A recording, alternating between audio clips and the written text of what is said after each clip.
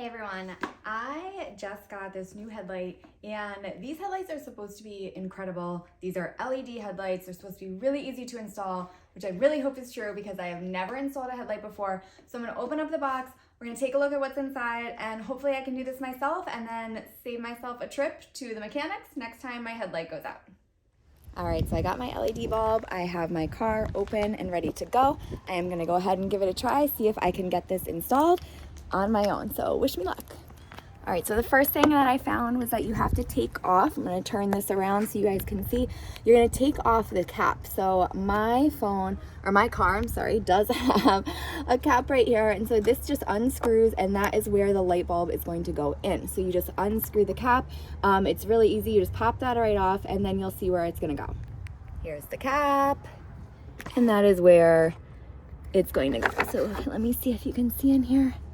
Right here, cap came off right there. You can see the light is going to be plugged in right there. So excited. It was super easy to install these light bulbs. I would definitely give them a try. So simple, so easy, nice and bright light. I am loving them. Anybody can do this. If I could change these light bulbs, you can too. So go ahead and give them a try.